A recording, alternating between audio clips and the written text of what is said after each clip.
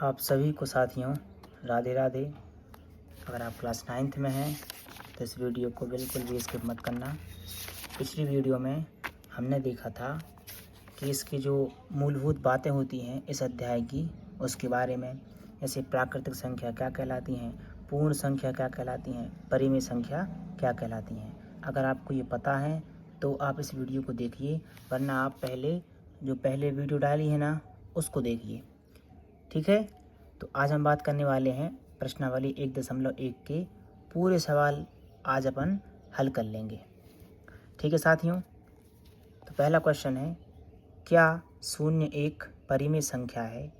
क्या इसे आप p/q के रूप में लिख सकते हैं, जहां p और q पूर्णांक हैं और q बराबर नहीं 0 है।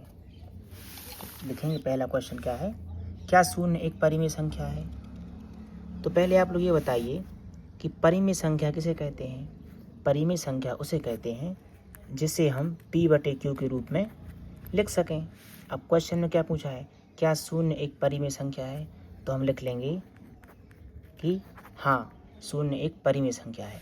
लेकिन इसके आगे पढ़ो, क्या इसे आप p/q के रूप में लिख सकते हैं, जहाँ p और q दो पूर्णांक हैं और q बराबर नहीं 0 है।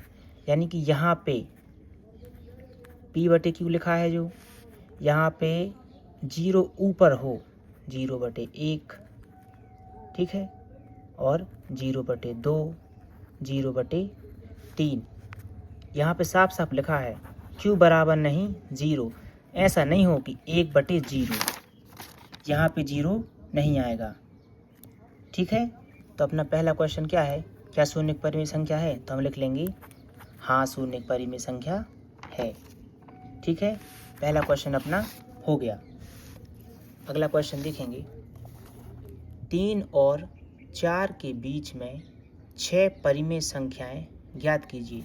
ये क्वेश्चन मोस्ट इम्पोर्टेंट क्वेश्चन है इस प्रश्नावली का। तो हम इसको हल करेंगे। 3 और 4 के बीच 6 परिमेय संख्याएं ज्ञात करनी है। तो सबसे पहले देख लो, कितने भी संख्या ज्ञात करनी हो परिमेय, 3 लिख लो, 3 के बीच करनी है और किसके बीच करनी है, 4 के बीच करनी है। कितनी करनी है, 6 परिमेय संख्या ज्ञात करनी है। कितनी करनी है, 6। तो 6 में एक अपन ऐड कर लेंगे, कितना हो जाएगा, 7 हो जाएगा ना। अब इस 7 से इस 3 में गुणा भी कर देंगे और इसी में भाग दे देंगे, इतना हो गया। इसमें भी 7 से गुणा कर देंगे और 7 से भाग दे देंगे। अब 3 का इस 3 का 7 में गुणा कीजिए आप, कितना हो जाएगा, 3 7 21। 7 का यहाँ पे 1 रहता है, 7 एकम 7, इतना हो गया। इसी तरीके से इस 4 का इस 7 में मल्टीप्लाई कीजिए, 28, नीचे 7 हो गए ना। अब देखो क्वेश्चन में क्या है, 3 और 4 के बीच में 6 परिमेय संख्याएं ज्ञात कीजिए। तो इसके बीच में ज्ञात करना है अपन को। तो बताइए 21 के बाद क्या आता है, 22/7, फिर 23/7, फिर 24/7, फिर 25/7, उसके बाद 26/7, उसके बाद 27/7। तो गिन लो, 1 2 3 4 5 6। तो अपनी ये सारी परिमेय संख्याएं ज्ञात हो गई। ये इसका अपना आंसर हो गया, ठीक है साथियों। अगर समझ में आ गया हो तो कमेंट करके ज़रूर बताना। ये क्वेश्चन और मोस्ट इम्पोर्टेंट क्वेश्चन है इस प्रश्नावली का। अगला क्वेश्चन करेंगे, 3/5 और 4/5 के बीच 5 परिमेय संख्याएं ज्ञात कीजिए।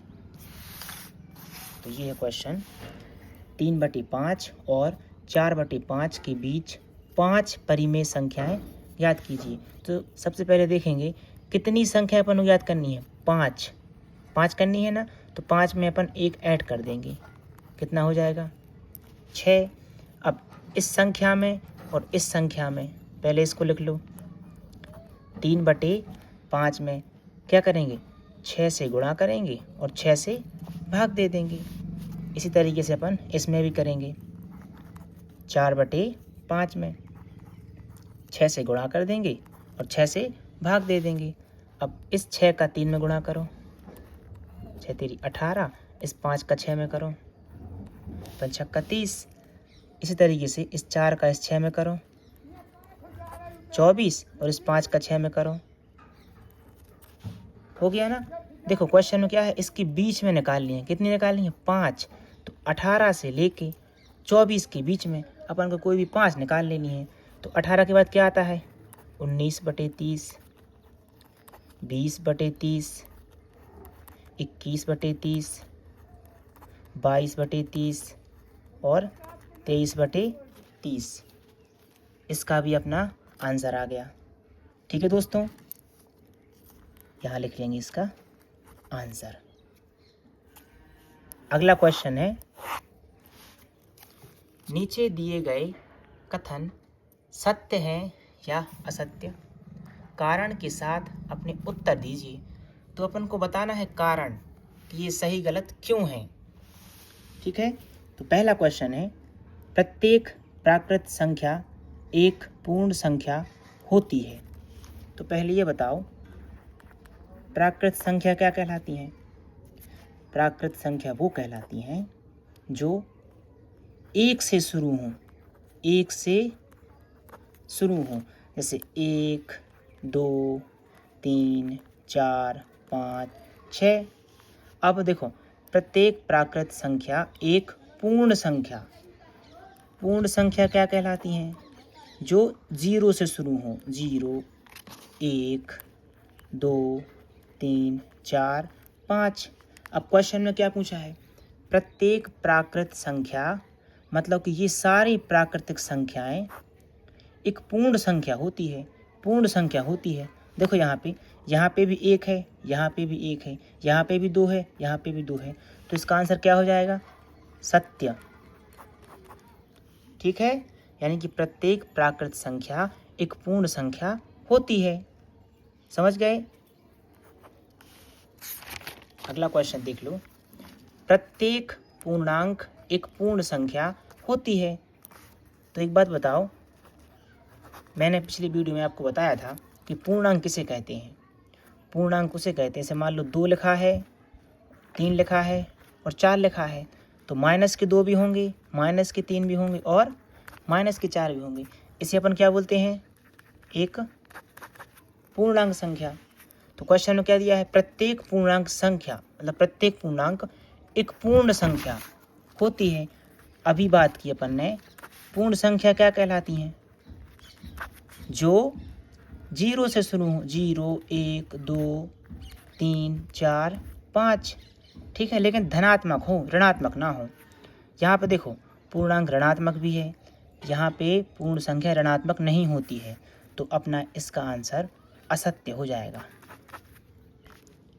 ठीक है, इतना हो गया, क्योंकि ये ऋणात्मक है और ये ऋणात्मक नहीं है। समझ गए? अगला क्वेश्चन देख लो, प्रत्येक परिमेय संख्या एक पूर्ण संख्या होती है।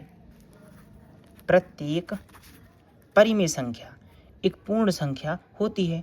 तो परिमेय संख्या किसे कहते हैं? जिसे P/Q के रूप में लिखा जाता है। जैसे मान लो 2/5, ये क्या है? एक परिमेय संख्या। तो प्रत्येक परिमेय संख्या एक पूर्ण संख्या होती है। तो पूर्ण संख्या किसे कहते हैं? जो 0 से शुरू हो। 0, 1, 2, 3, 4, 5 अनंत तक। हो गया। लेकिन जैसे मान लो 2/5 है, ये क्या एक पूर्ण संख्या है? नहीं है, नहीं है ना।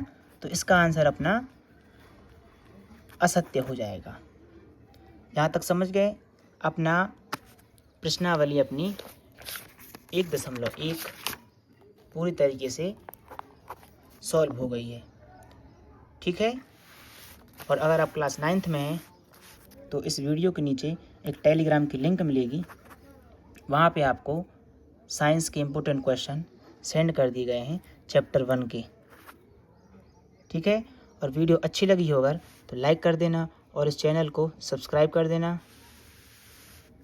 ठीक है, मिलते हैं कल। तब तक के लिए सभी को राधे राधे।